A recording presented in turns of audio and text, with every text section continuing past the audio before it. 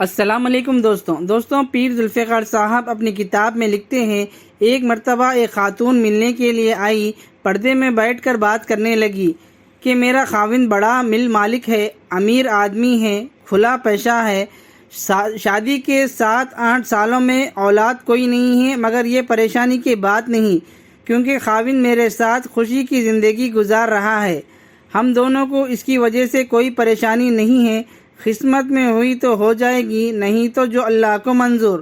خاوند مجھے بہت چاہتا ہے، محبتوں والی زندگی گزار رہے ہیں، گھر کا سارا خرچہ خاوند نے اپنے ذمے لیا ہوا ہے، نوکروں کا خرچہ، باورچی کا خرچہ، گارڈ کا خرچہ، مالی کا خرچہ، یہ تمام اخراجات میرا خاوند خود ادا کرتا ہے۔ جتنے گھر کے بل آتے ہیں، ٹیلی فون، بجلی، گیس وغیرہ کے سب میرا خاوند ادا کرتا ہے، گاڑیاں ہیں، ڈرائیور ہیں، کاریں ہیں، روٹی ہے، بوٹی ہے، اللہ نے یوں تو زندگی میں ہر سہولت دی ہے، میری پریشانی یہ ہے کہ میرا خاوند مجھے میری ذاتی خرچ کے لیے ہر مہینہ صرف 50,000 روپے دیتا ہے اور میرے خرچے پورے نہیں ہوتے۔ اب یہ کہہ کے وہ عورت رونے لگ گئی کہ شاید میرے جیسا پریشان دنیا میں کوئی نہیں ہوگا۔ وہ ایسے زار و خطار رو رہی تھی جیسے کسی کی وفات پر کوئی رویا کرتا ہے۔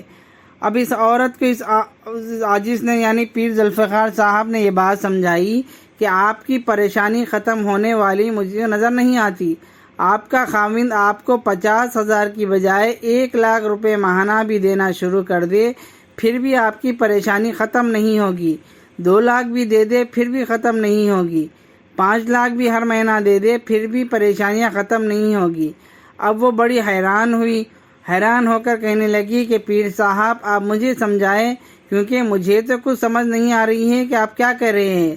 تو پیر ذوالفقار صاحب بولے، جس راستے سے آپ پریشانیوں کا حل ڈھونڈنا چاہتی ہے اس راستے سے پریشانیوں کا حل ہوتا ہی نہیں۔ کہنے لگی چاہتی تو ہوں کہ پریشانیاں ختم ہو۔ تو پیر ذوالفقار صاحب نے کہا کہ اگر آپ چاہتی ہو تو اپنی زندگی شریعت کے مطابق ڈھالیں۔